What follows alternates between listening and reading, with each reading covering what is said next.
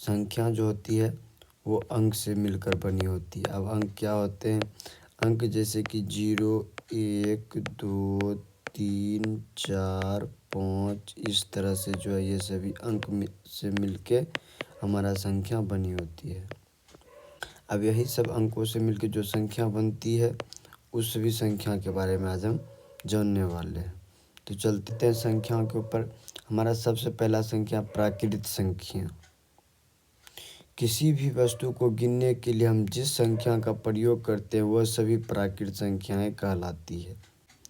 1, 2, 3 इस तरह से जो है ये सभी हमारे प्राकृत संख्या होते हैं। नोट: सबसे छोटी प्राकृत संख्या 1 होती है, परंतु सबसे बड़ी प्राकृत संख्या को हम ज्ञात नहीं कर सकते क्योंकि अगला है हमारा पूर्ण संख्या। प्राकृत संख्या के समूह में शून्य को शामिल कर देने पर वह पूर्ण संख्या बन जाता है। जैसे कि हमारा प्राकृत संख्या, इसी के समूह में केवल शून्य को शामिल कर देने से जो संख्या है वो हमारा पूर्ण संख्या हो जाएगा। इसके नोट में मैंने बताया है कि सबसे छोटी पूर्ण संख्या शून्य होती है, लेकिन सबसे बड़ी पूर्ण संख्या को ज्ञात नहीं किया जा सकता। अगला संख्या है हमारा पूर्णांक संख्या। धनात्मक एवं ऋणात्मक संख्याओं के समूह को पूर्णांक संख्या कहते हैं। धनात्मक संख्या और ऋणात्मक संख्या के बारे में हम आगे पढ़ेंगे। अभी आप इतना समझ लीजिए कि धनात्मक एवं ऋणात्मक संख्याओं के जो समूह होते हैं, एक राइट साइड वाले धनात्मक, एक लेफ्ट साइड वाले ऋणात्मक, यही पूरे समूह को जो है हम पूर्णांक कहते हैं। और इनके नोट में मैंने बताया है कि पूर्णांक संख्या का सबसे छोटी एवं सबसे बड़ी कोई भी संख्या को ज्ञात नहीं किया जा सकता है। के नोट में मैंने बताया कि पूर्णांक संख्या का न तो छोटी संख्या को ज्ञात किया जा सकता है और न ही सबसे बड़ी संख्या को ज्ञात किया जा सकता है। अब बढ़ते हैं अगले संख्या की ओर। अगला संख्या हमारा भाज्य संख्या, इसी का दूसरा नाम है संयुक्त संख्या, इसी का तीसरा नाम है यौगिक संख्या। वे सभी संख्याएं जिनके भाजकों की संख्या 2 से अधिक होती है वो सभी संख्याएं भाज्य संख्या या संयुक्त संख्या या यौगिक संख्या कहलाती है। और नोट है, सबसे छोटी भाज्य संख्या 4 होती है। जैसे क्योंकि सबसे छोटी भाज्य संख्या 4 है तो ये 4, अगली भाज्य संख्या 6, अगली भाज्य संख्या 8, इसकी अगली भाज्य संख्या 9, इसकी अगली भाज्य संख्या 10, इस तरह से आगे भी है। इसमें सभी में देखिएगा कि आप भाजकों की संख्या जो 2 से अधिक है, 1, 4 और 2, 1, 6 और 2 और 3, यानी कि एक और स्वयं को छोड़कर किसी दूसरी संख्या से भी विभाजित हो रही है, वैसे भी हमारे भाज्य संख्या होते हैं। अब बढ़ते हैं अभाज्य संख्या की ओर। अभाज्य संख्या का दूसरा नाम असंयुक्त संख्या या रूढ़ संख्या होती है। वैसे सभी संख्या जिनके भाजकों का संख्या केवल और केवल 2 हो वह अभाज्य संख्या होती है। जैसे सबसे छोटी अभाज्य संख्या हमारा 2 है, तो 2 का देखिए 2 ही केवल भाजक है, जिसमें से एक है और एक स्वयं है। इन दोनों के अलावा किसी और दूसरी संख्या से इसमें भाग नहीं लग रहा, इसीलिए अभाज्य संख्या है। और सबसे छोटी सम अभाज्य संख्या 2 होती है और सबसे छोटी विषम अभाज्य संख्या 3 होती है। केवल 2 ही एक ऐसी संख्या है जो हमारा अभाज्य भी है और सम भी है। उसके बाद वाली सभी संख्याएं जो हमारे अभाज्य के हैं वो सभी विषम हैं। इस तरह से अगला संख्या हमारा सहअभाज्य संख्या। वैसी 2 संख्याओं का युग्म जिनका मौसो 1 होता है वह सभी सहअभाज्य संख्या कहलाती है। जैसे कोई भी 2 लगातार संख्या है, ये 2 लगातार संख्याओं का युग्म है, इन सभी का मौसो 1 होने वाला है, तो ये जो हमारे हैं सहअभाज्य युग्म है। अब रैंडम कोई भी संख्या 2 संख्या होना चाहिए जिनका मौसो जो है केवल 1 होना चाहिए, जैसे 7 और 15, ये भी हमारे सहअभाज्य संख्याओं के युग्म है, तो ये भी हमारे सहअभाज्य संख्या है।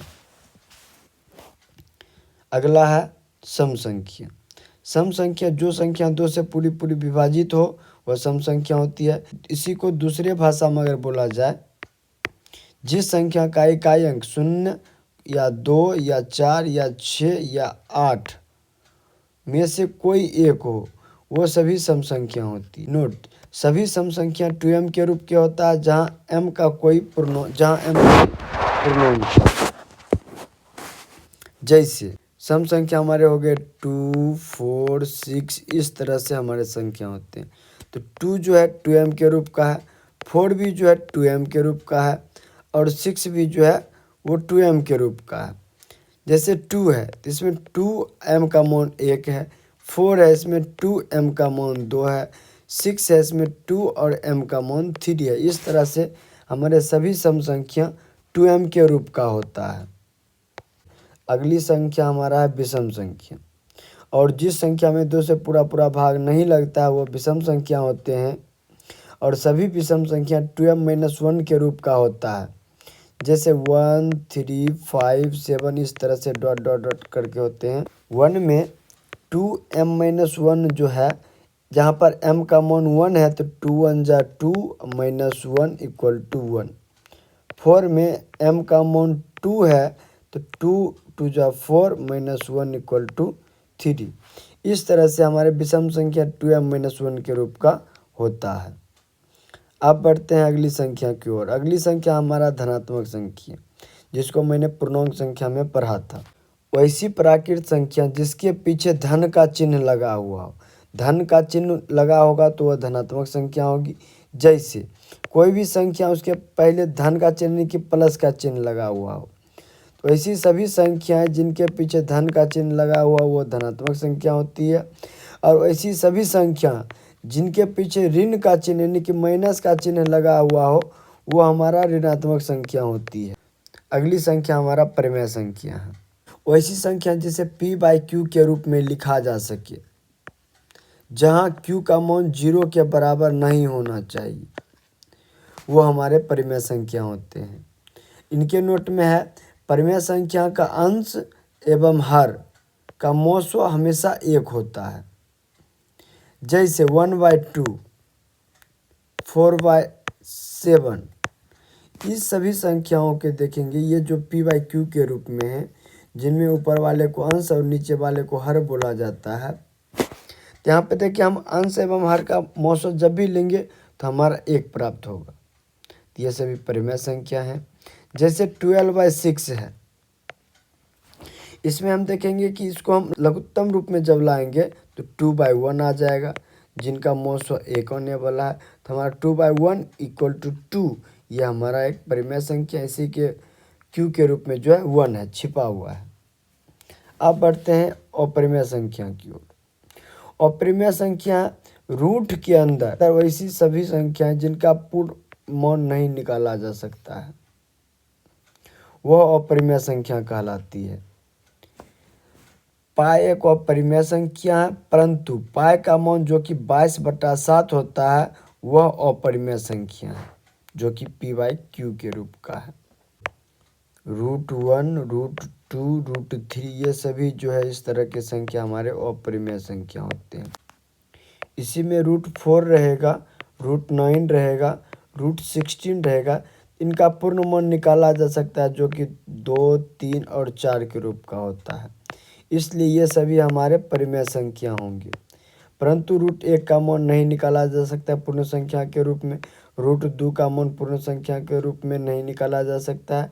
तो ये सभी हमारे अपरिमेय संख्या होते हैं।